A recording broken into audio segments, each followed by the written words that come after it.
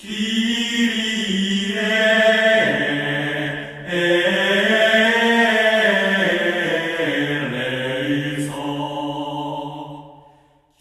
year is 1192. The Third Crusade is over, and the Crusades have left the Holy Land battered and bloodied, and Richard the Lionheart, King of England, is returning home, a king celebrated for his courage and unmatched in the art of war. But his journey is not one of triumph, it is one of danger, betrayal, and ultimate captivity. On this very day, Richard I, the mighty Lionheart, was captured by Leopold V, Duke of Austria, a man whose grudge against Richard burned as fiercely as the torches carried by his soldiers. Betrayed and ambushed in a foreign land, Richard was torn from the saddle of his warhorse and dragged into the cold, unyielding walls of Dürnstein Castle. The echoes of his capture rippled across Christendom, shaking the very foundations of the Angevin Empire. This moment, this betrayal, marked the downfall of a king who had dared to challenge empires and defy the odds. Today, we revisit the story of Richard I, the Lionheart, not just as a warrior and a crusader, but as a captive, a man whose legend was forged as much in chains as it was on the battlefield. From the blazing deserts of the Holy Land to the dark, foreboding dungeons of Austria, Richard's life was a tale of glory and tragedy, of triumph and betrayal. On this fateful day, the Lionheart's journey home became a struggle for survival, a chapter of his story steeped in intrigue and danger. This is the tale of Richard I, a king whose courage would defy captivity and whose legacy would endure far beyond the walls that sought to confine him.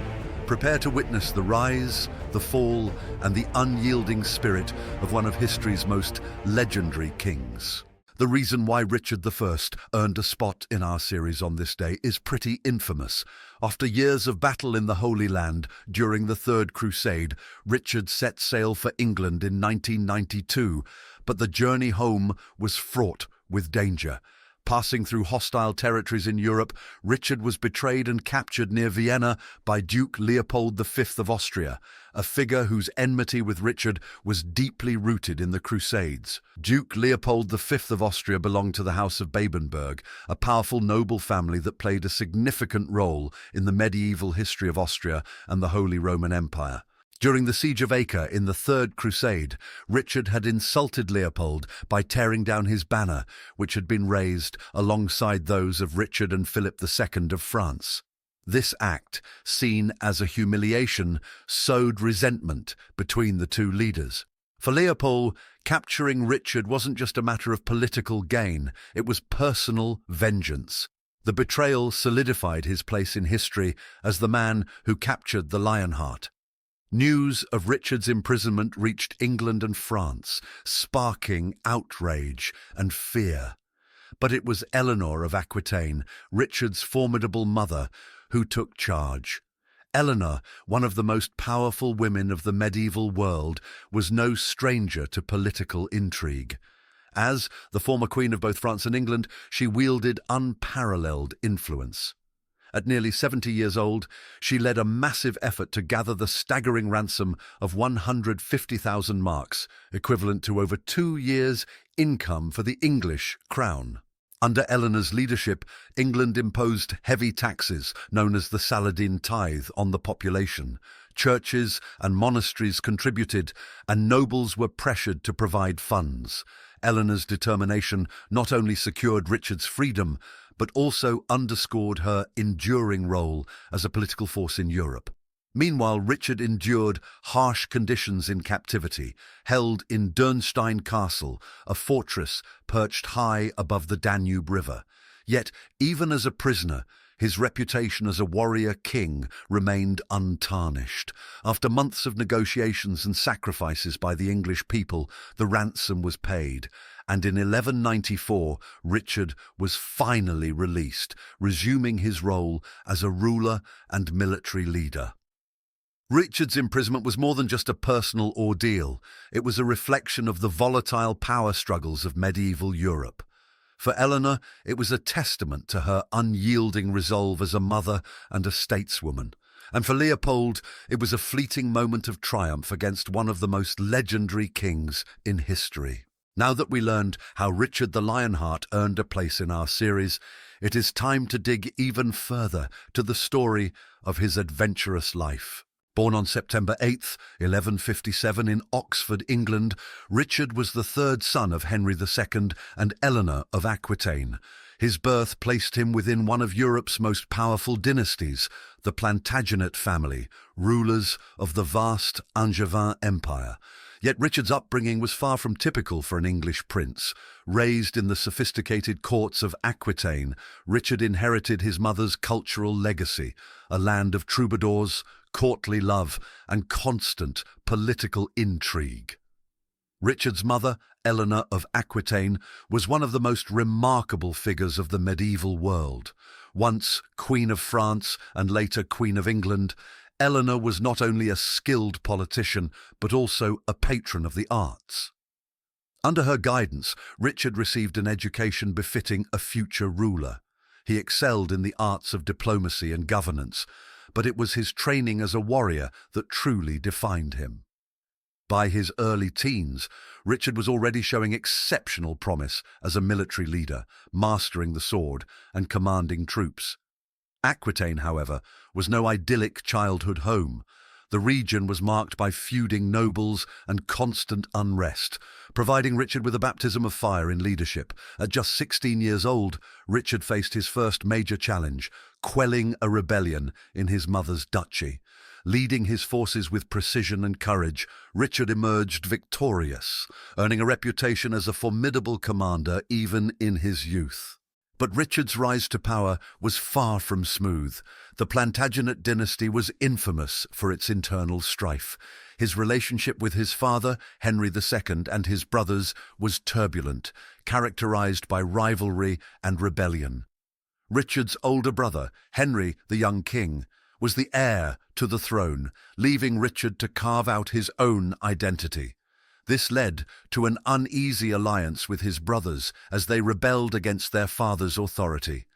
In 1173, Richard joined his brothers in a rebellion against Henry II, a conflict fueled by a mixture of ambition and familial discord.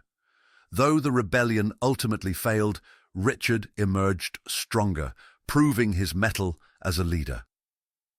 By the late 1170s, his loyalty had shifted back to his father, but the seeds of future conflict remained. The political landscape shifted dramatically in 1183 with the death of Henry the young king. Richard, once the third son, now stood as the heir to the Angevin Empire. This new status brought both opportunity and danger, as his father sought to consolidate power over his ambitious sons. Despite their strained relationship, Henry II entrusted Richard with the Duchy of Aquitaine, a testament to his abilities as both a warrior and an administrator. Richard proved himself time and again, leading campaigns to protect the vast Plantagenet territories from external threats and rebellious vassals. In 1189, the Plantagenet feud reached its breaking point.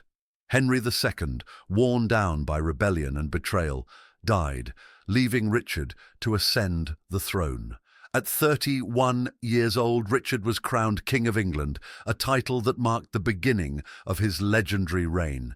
Yet, even as a newly crowned king, his sights were set not on ruling England, but on a greater ambition, the Holy Land and the Third Crusade, and liberation of Jerusalem. The Third Crusade was called in response to the catastrophic defeat of the Christian forces at the Battle of Hattin in 1187, where Saladin, the Sultan of Egypt and Syria, recaptured Jerusalem from the Crusaders.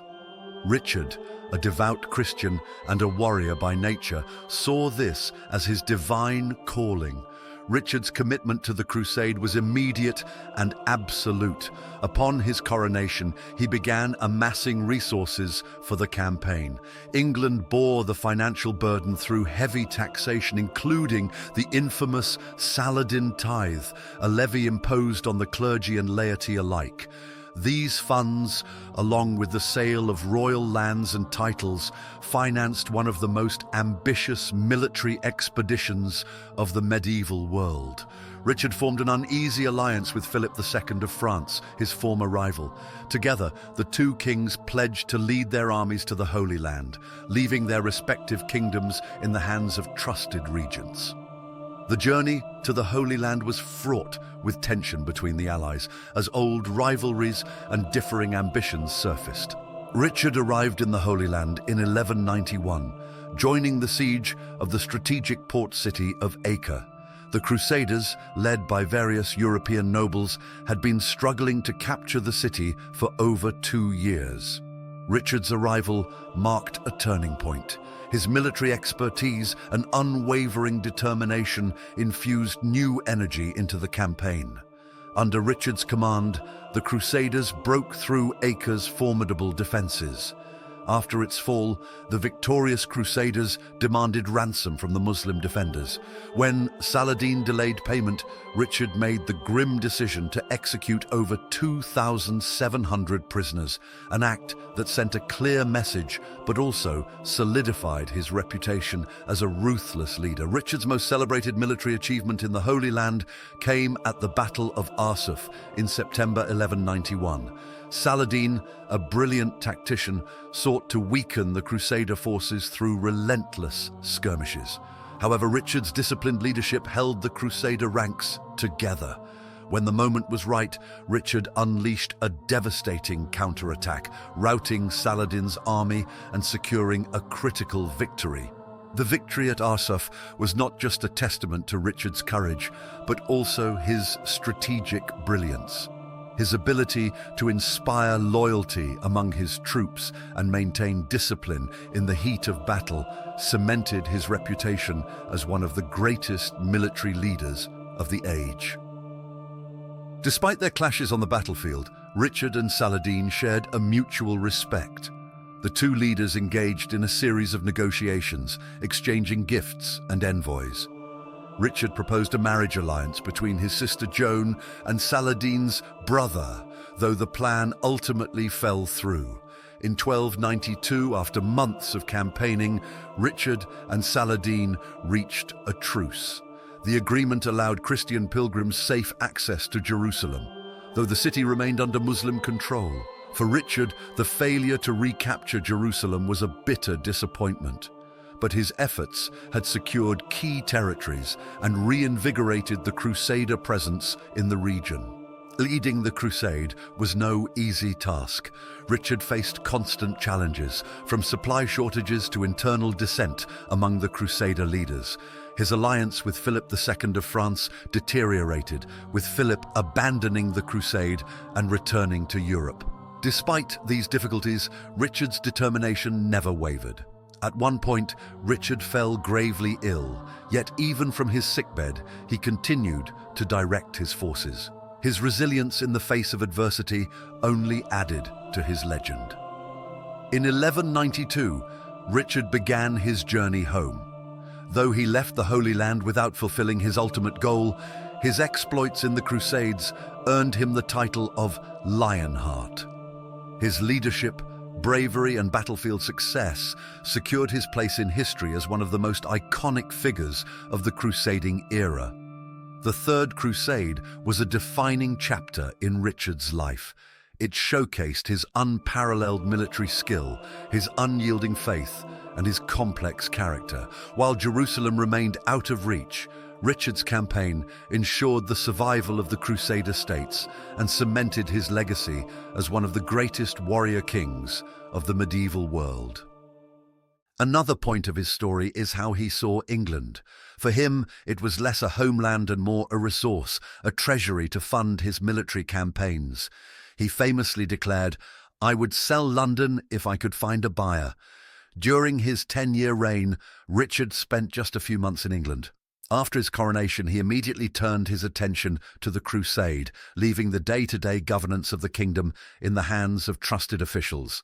Among them was William Longchamp, a loyal ally whom Richard appointed as Chancellor and Justiciar. Longchamp, a Norman cleric, wielded immense power in Richard's absence, overseeing administration and law. However, his heavy-handed approach and French origins alienated the English barons, leading to tensions and political instability. Richard's prolonged absence gave rise to rebellion. His younger brother, Prince John, took advantage of the king's absence to strengthen his own position. John, ambitious and cunning, allied with discontented barons, challenging Longchamp's authority. The tension escalated into open rebellion, forcing Richard's regents to walk a delicate line between maintaining royal authority and appeasing powerful nobles. In the face of this unrest, Eleanor of Aquitaine once again emerged as a stabilizing force. Acting as regent in Richard's absence, she used her political acumen to counter John's ambitions and preserve the kingdom for her son. Eleanor's leadership ensured that England did not fall into complete chaos during Richard's prolonged absence. Richard's military ambitions came at a steep price. The Saladin tithe and other heavy taxes placed a significant burden on the English population. The ransom for Richard's release after his capture in 1192 only exacerbated the financial strain. England's coffers were nearly drained, leaving the kingdom struggling to recover economically. For many, Richard's reign was marked by hardship. The king's priorities lay far from the needs of his subjects, who bore the weight of funding his wars and his eventual freedom. While Richard's time in England was limited, his influence extended to his territories in France.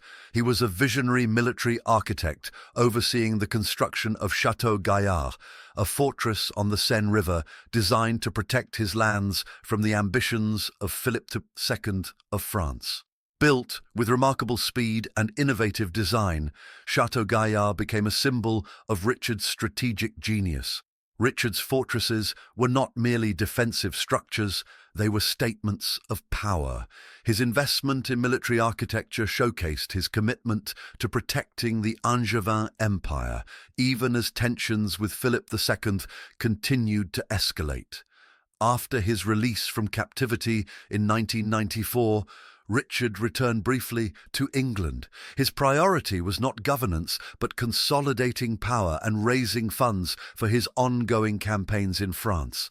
He held court, settled disputes, and reaffirmed his authority before departing again. England under his reign became a kingdom ruled more through proxies than direct involvement. In the final years of his reign, Richard focused on defending and expanding his territories in the Angevin Empire. His conflict with Philip II defined this period as the two leaders vied for dominance in northern France. Richard I's reign was as complex as the man himself. Though he ruled England for a decade, he spent most of his time away, focused on the Crusades and his continental empire. His absence created challenges for the kingdom, yet his military genius and enduring legend as the Lionheart left an indelible mark on history. It was figures like Eleanor of Aquitaine and the regents he appointed who held England together in his absence. Richard's reign highlighted the challenges of medieval kingship, where the personal ambitions of a ruler often came at great cost to their people. Richard's legacy is a tale of contrasts, a king who inspired awe on the battlefield but left his kingdom struggling with instability and debt. Yet, the legend of the Lionheart endures, symbolizing the ideals of chivalry, courage, and unrelenting ambition. Richard's final years were spent securing his lands in France. In 1299, while besieging the castle of Chalus, he was struck by a crossbow bolt. Days later, he succumbed to his wounds, leaving behind a complex legacy. Thank you for joining us on this journey through the life and reign of Richard the Lionheart. If you enjoyed this story, be sure to check out the best video in our On This Day in the Middle Ages series, featuring the legendary voyage of Francis Drake. And don't miss the most comprehensive video on our channel, the Anglo-Saxon Saga, The Long Road to United England, where we dive deep into the formation of the English kingdom. Both videos are packed with incredible stories, dramatic history, and unforgettable moments. Click on the links and continue exploring the fascinating past with us.